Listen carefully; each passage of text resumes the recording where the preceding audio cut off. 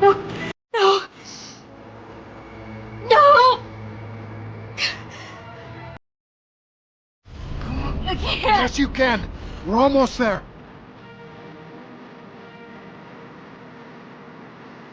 Max!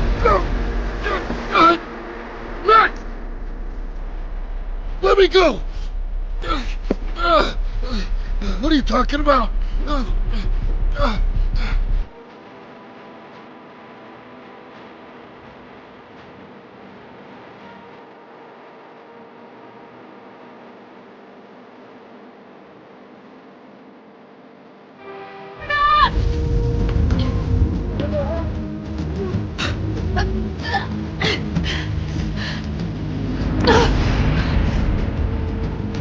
Oh, you don't know what you're doing.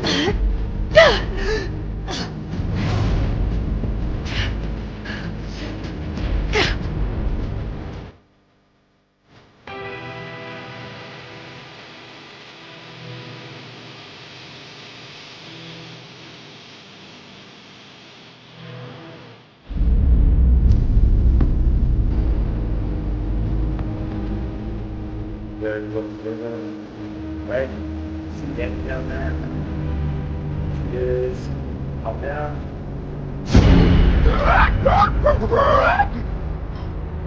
Those things don't give up. We better get moving. 5, 2, 1. Me and you, we got some unfinished business. Yes, we do. As you can see, things have changed. He's on his stomach, and you have the grunt going to punch him. Instead, why don't you have him grab him by the head and just kind of Rip off there? Rip off the head. Pull. Snaps the neck. And there you go. Nice. Good. That looked good.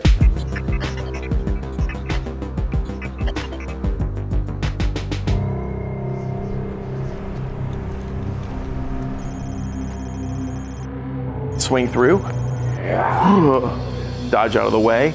Crack him out there. Wham! Right on the top of the head and crack the skull open that way. We ready to do some deaths today? Yes, sir. Hey, nice pajamas. You are in our mocap stage, only studio, AAA studio in this whole area that has one of these. It's a big investment. It goes to a long way of having quality in your animations. So we started with Bird striking at Primo. Primo's going to use a player dodge to get out of the way and action. Primo dodges, he strikes to the legs, which swipes him out. He comes up, crack, splits the head open. Right, okay. This is the environment we're thinking about having this take place in. Maybe we What, can have against him- the wall? Yeah, maybe drive him against the wall or something. Yeah, I like that. You I like that idea? Yeah, okay. yeah. Let's actually, guys, let's try this. Let's bring a wall in. Don't get hurt. All right, going up. All right. And there's our Slide it set. back. Compare that to movies, huh?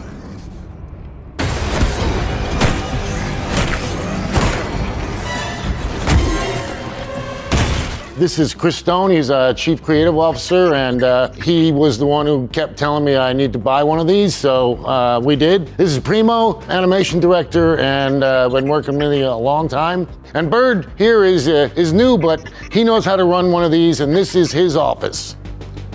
Truth is that I get into the mocap room once in a while, but all I have to do is give them my direction, and 90% of the time they do it on their own. So the great thing is I know I have the freedom to ask them to fix anything at any time.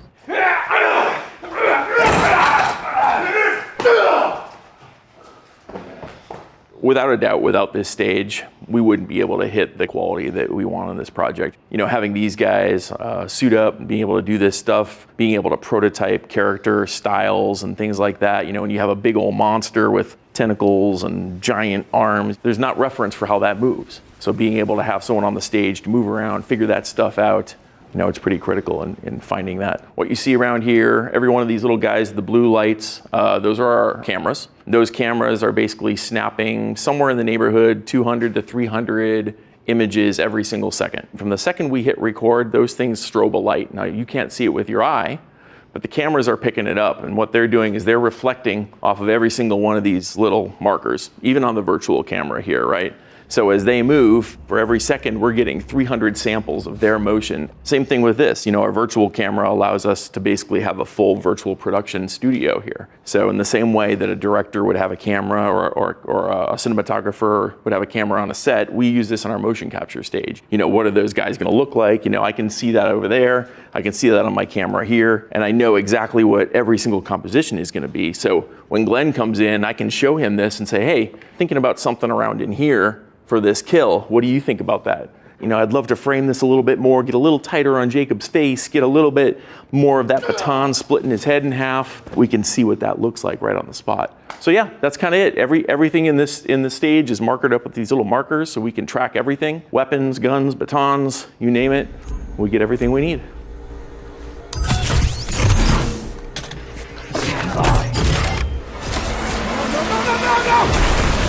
Over the last few years, I feel like we've gotten out of the uncanny valley, as we call it, for characters, right? This technology is the next step to immersion, realism, and that ultimate virtual character. As an animator, I've been doing it for over 20 years. To get that realistic animation, I could do it, but it'll take me a week. But we come in here, we get it knocked out in an hour. And as we said, the realism matches the technology we have now. We have no choice, otherwise it won't match. It'll be cartoony in a realistic environment. So this is essential.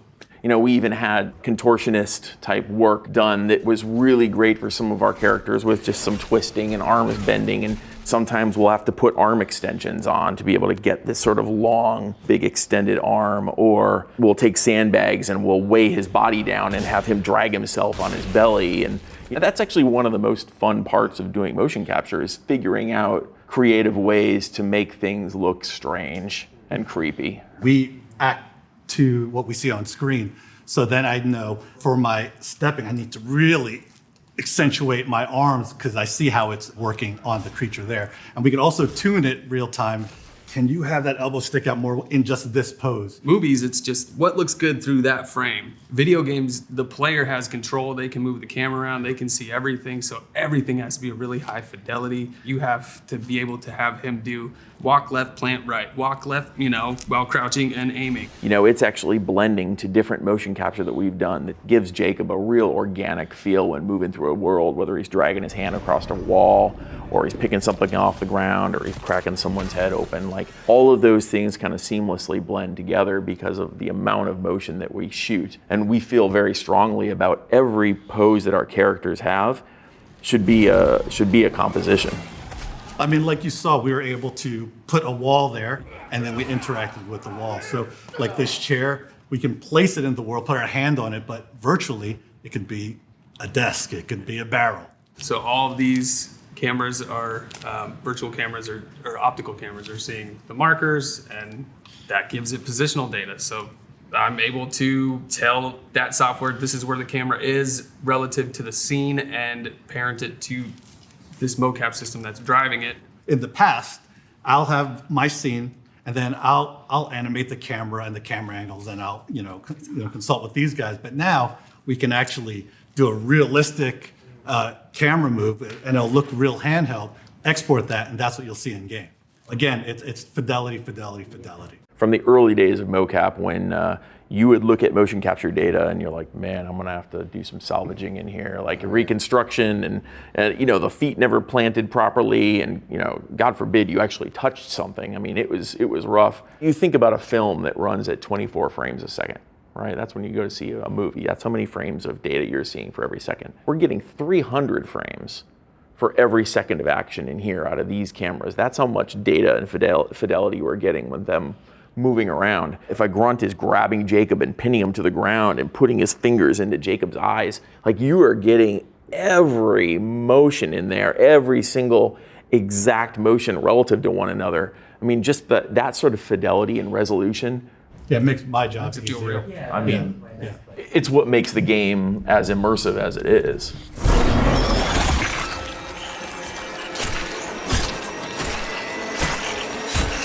The way to look at it for quality is that we used to have to rent a mocap stage, and we would get it once every 5 weeks for like 3 days. And we'd have to get all our shots done in those 3 days every 6, 8 weeks. Oh, easily. Now, we can come here every day and just shoot one shot if we want. This is about quality and iteration, which is the big part of video games. Yeah, without a doubt. When we would rent a stage, we would have to cram 100, 200 shots into a single day. But here, to Glenn's point, we can shoot something, we can get it in the game, we can look at it, be like, get rid of that, let's go back in tomorrow, let's reshoot it, let's make it exactly what we want it to be. And we've been doing that every day for 3+ years now.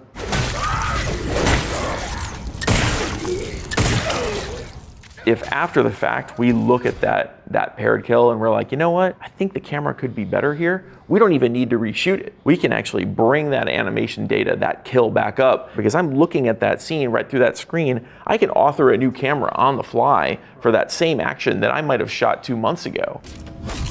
We run a Vicom system in here, which is top of the line motion capture system, and it has what's called a live link with Unreal Engine, which is what we use. We can bring our game levels right into the capture session. And again, that's not something we've ever been able to do.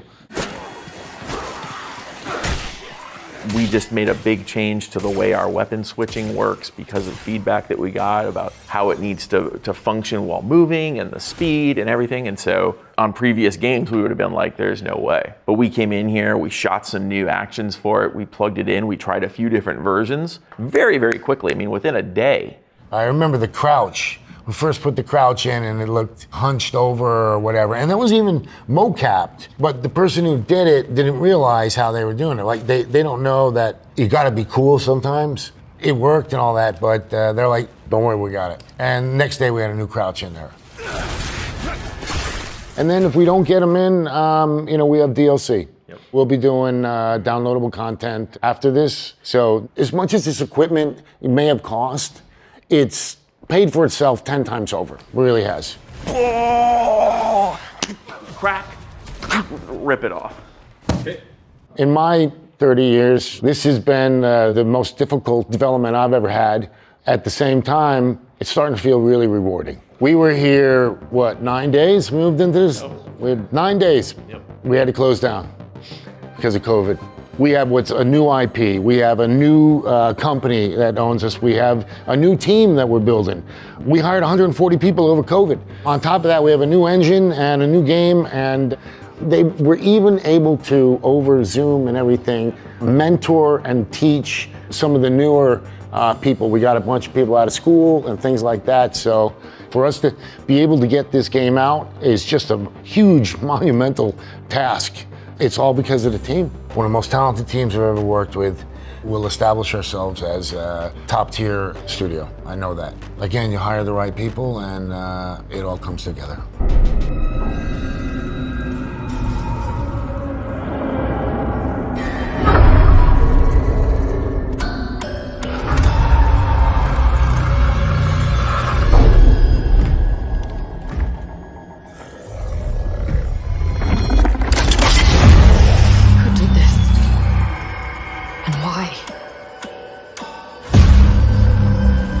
Someone's trying to cover up what's happening here. So what happened to the original colony? Abandoned, along with the rest of Callisto.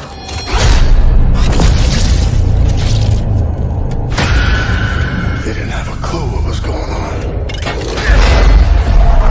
Things are changing.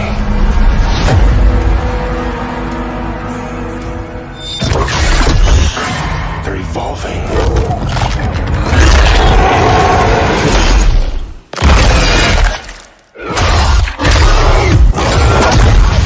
These aren't accidents. There's a